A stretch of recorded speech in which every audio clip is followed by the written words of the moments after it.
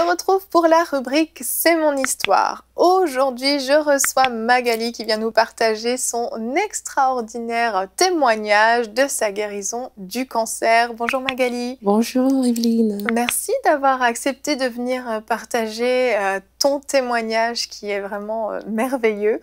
Oh, merci de m'avoir sur votre plateau. Avec grand plaisir. Et aujourd'hui, tu viens nous dévoiler les coulisses d'une année vraiment très éprouvante. Ah oui.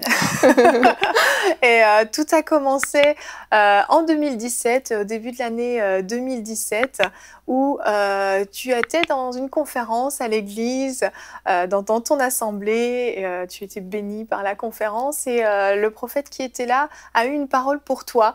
Il a dévoilé certaines choses, il t'a encouragé, il t'a partagé certaines choses et il t'a dit « mais il y a des choses que j'ai à vous dire mais que je ne veux pas partager en public, donc on va se voir en aparté ». Et là, tu te retrouves dans le bureau de ton pasteur avec ce prophète qui te dit des choses qui te paraissent complètement folles. Oui, en fait, c'était pas le bureau de mon pasteur, mais c'était une amie à moi, Laetitia Camine, qui m'a invitée dans son église, en fait, du pasteur Florent. Et de là, en fait, le prophète, c'était un séminaire, il m'a vu et il m'a dit qu'il avait à me parler dans son bureau. Il me dit directement, en fait, que j'ai quelque chose à te dire. Et je lui dis, oui, vous pouvez, allez-y. Il me dit que oui, effectivement, Dieu est en train de me dire que tu vas passer par le cancer et que tu seras guéri, mais que ça sera pour sa gloire. Et j'ai dit quoi, pardon? Il me dit oui, effectivement, ma sœur, ne te fâche pas, je vois que ton visage commence un peu à s'énerver. Je lui dis oui, mais comment vous pouvez me dire des choses comme ça? Je ne pense pas que Dieu peut vous dire quelque chose comme ça, c'est faux. Il me dit, je suis vraiment désolée, mais c'est ça que Dieu est en train de me dire, que je puisse en fait te passer ce message. Et ensuite, il me demande, est-ce que tu vas bien? J'ai dit non, je ne vais pas bien. Ça fait depuis en fait novembre 2016 que je ne vais pas bien et que j'attends des résultats. Il me dit oh, ok, et qu'est-ce qui ne va pas? Je l'ai expliqué. Et de là, il m'a raconté ceci et 3 semaines après, je me suis retrouvée à l'hôpital en train d'attendre mes résultats et le docteur sort en me disant que oui, effectivement, j'ai un cancer qui s'appelle nasopharyngeal carcinoma, qui est derrière mon nez, qui se retrouve normalement chez les Chinois. Il n'a pas compris comment j'ai eu ce cancer. Et il me dit que c'est derrière ton nez, que tu dois faire la radiation et la chimo. Et j'ai commencé à pleurer, je l'ai regardé et je lui ai dit, c'est arrivé à quel niveau? Il me dit, je pense que tu es au niveau 4. Et pour te dire la vérité, je ne pense pas que tu vas voir 2018. Ah, c'est terrible. Il a continué à parler, que j'ai juste pris, il me donnait des documents, j'ai pris les documents, et il parlait, je suis sortie en pleurant. Je ne voulais plus l'écouter. Et je pleurais, je suis sortie, j'ai appelé maman Jackie de mon église, en fait, pasteur Jackie. Et j'ai commencé à pleurer, elle m'a fortifiée, elle m'a dit « Magali, reste calme ». Je suis même allée dans la rue, tu as voulu me tuer.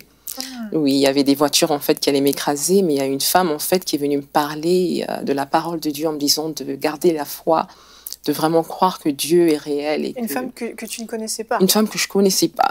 Je ne connaissais pas. Elle a commencé à me parler, elle m'a poussée à côté. Elle a commencé à me parler, de me dire de garder foi et elle m'a demandé en fait d'appeler quelqu'un pour venir me prendre. De là, j'ai appelé quelqu'un qui est venu me prendre et la personne qui est venue me prendre en même temps voyait que je suis en train de parler avec quelqu'un. Elle s'approche de moi, je me retourne, elle me dit « Magali, tu parles avec qui ?» Quand je me retourne, je ne trouve plus la personne et c'était en fait un ange avec qui je parlais. Wow. Ouais. Un ange envoyé par Dieu. Un ange envoyé par Dieu qui m'a envoyé de la rue. En fait. Oui, qui m'a enlevé de la rue et qui m'a en fait encore parlé de la parole de Dieu, qui m'a parlé de Dieu, qui m'a dit de garder foi.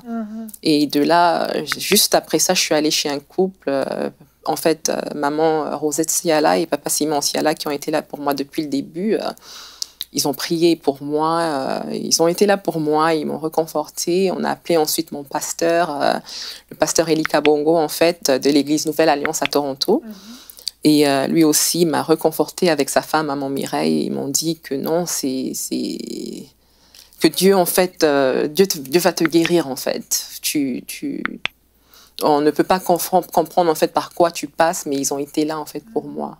Et là, à ce moment-là, tu te souviens de la parole de ce prophète qui t'avait, entre guillemets, prévenu de tout ce qui allait se passer? Oui, en fait, j'ai commencé à me rappeler de ce que le prophète Mardochée avait dit. Je me suis dit, mais attends, en fait, Dieu, il est venu me dire ceci. Alors pour moi, en fait, je me suis dit que c'était un avertissement, que Dieu voulait me dire, en fait, me rassurer que j'allais passer par cela, j'allais guérir et que ça sera pour sa gloire. Parce que tu étais déjà malade à ce moment-là, en fait. Exactement. Parce que tu te sentais pas bien. Je me sentais déjà pas bien, exactement. Et quand j'ai commencé les traitements, la chimo et la radiation, en même temps, je continuais en fait, à me rappeler de ce moment où j'ai parlé avec le prophète en me disant que non, Dieu, il est bon.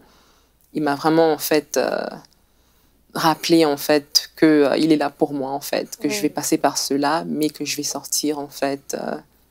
victorieuse. Victorieuse, exactement. Mais les choses ont commencé à devenir de plus en plus compliquées pour toi parce que justement le traitement a commencé et en plus de ça, tu vivais des oppressions. Ouais, je vivais des oppressions. En fait, chez moi, j'arrivais plus en fait à rester chez moi pour un moment parce que je voyais en fait, je suis passée par un moment où j'ai commencé à voir des hommes ou des femmes en forme d'escargot ou de fourmis ou de souris en fait qui me suivaient partout dans la maison. Des clowns en fait aussi qui rigolaient, qui se moquaient de moi.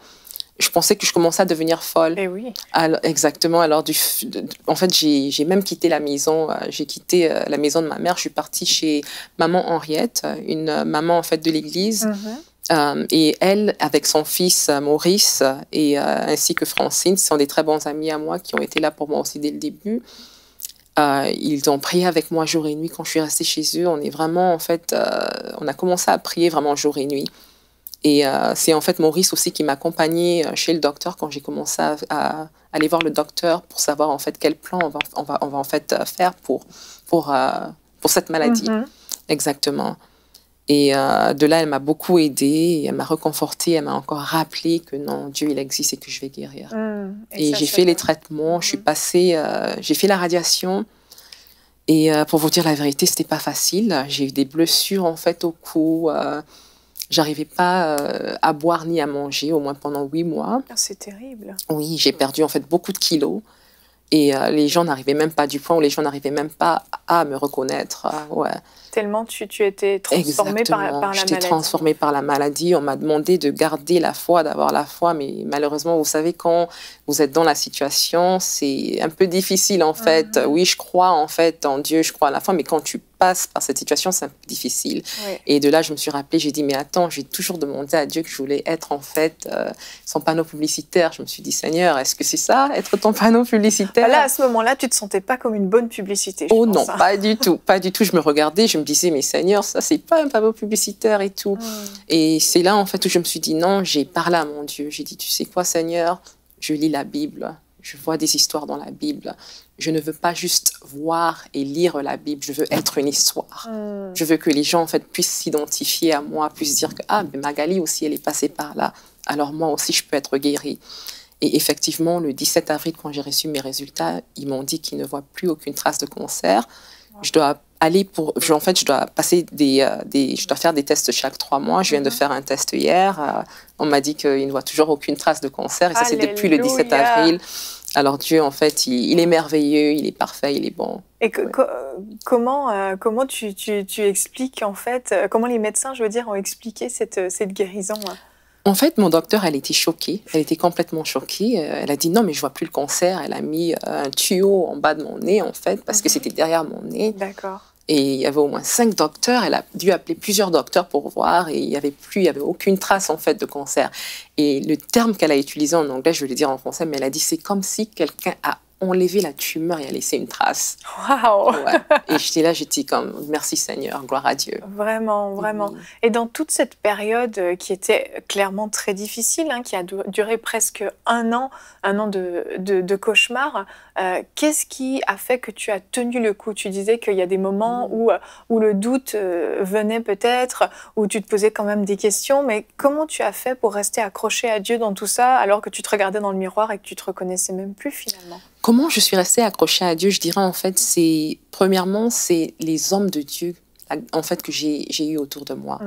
Premièrement, mon pasteur Élie qui a été là pour moi, maman Jackie, papa Simon Siala avec sa femme, maman Rosette Siala. je dirais Cathy Mbaka, Stella Mbaka, il y a beaucoup de personnes en fait à qui je peux nommer, Francine, Maurice. Ils ont été là pour moi, ils m'ont soutenue. Je me suis entourée des gens vraiment qui connaissent et qui croient en la parole de Dieu. Tu l'as pas dit à tout le monde? Je l'ai pas dit à tout le monde, non. J'ai plutôt dit à mes proches et aux gens qui croient à la parole de Dieu. Et j'ai eu cette grâce en fait d'être entourée par des hommes de Dieu tels que le prophète Joe Grace, le prophète Réma, qui ont aussi prophétisé en fait dans ma vie et qui m'ont dit et qui ont confirmé que je serais guérie. Alors c'est pratiquement ce que j'ai fait. Je me suis dit que je suis arrivée à un moment où je me suis dit, on m'a dit que j'ai le cancer, ok, le cancer est là. Oui, j'ai le cancer, mais le cancer ne m'a pas. Je crois en Dieu, alors je vais m'attacher à la parole de Dieu. Et j'ai parlé à Dieu, j'ai dit, prouve-moi que tu es Dieu. Montre-moi que tu es Dieu. S'il te plaît, enlève cette maladie. Et effectivement, il l'a fait. Ouais. Et c'était ça, je me suis accrochée par ça, je me suis accrochée par sa parole qui dit que par ses meurtrissures, nous sommes guéris. Amen. Exactement. Amen. Oui. Et comment tu expliques le fait que tu aies eu besoin de passer par ce traitement? Parce que toi, tu me disais, je ne voulais pas faire le traitement. Je voulais être guérie miraculeusement avant tout ça. Hein. Exactement, parce que vous savez, j'ai mon père qui est mort du cancer en 2011. Alors, je sais c'est quoi être malade et avoir le cancer et passer par la chimo, la radiation ou... je sais c'est quoi, j'ai vu cela en fait, quand mon père est passé par cela. Alors je ne voulais pas passer par un traitement, je voulais plutôt être guérie miraculeusement parce que j'ai une amie, Leslie, qui a été guérie directement en fait sur place. Et quand elle est partie en fait chez le docteur en fait lui a dit que le cancer n'est plus là. Et ça fait peut-être beaucoup d'années qu'elle n'a jamais eu ce cancer, c'est jamais revenu. Donc toi, tu t'es dit, ben, moi aussi. Exactement, alors j'ai prié, je me suis dit que moi aussi, je veux passer par cela, je veux être guérie sans pouvoir passer par les traitements. Mais Dieu encore a fait tout pour amener le prophète Joe Grace, une fois quand je lui ai raconté mon histoire, qui me dit que Dieu me dit que tu dois passer par ces traitements. Tu dois passer par ces traitements et que 2018 sera une bonne année pour toi. Oui, tu vas un peu souffrir, à gauche, à droite. Mais 2018 sera une bonne année pour toi. Et effectivement, 2018 a été une très bonne année pour moi à cause du message que j'ai reçu, que je ne l'ai plus, et du fait que Dieu l'a enlevé complètement. Vraiment, vraiment. Tout ça aujourd'hui est derrière toi et finalement, ce désir que tu avais, que tu disais à Dieu, je veux être ton panneau publicitaire. Exactement.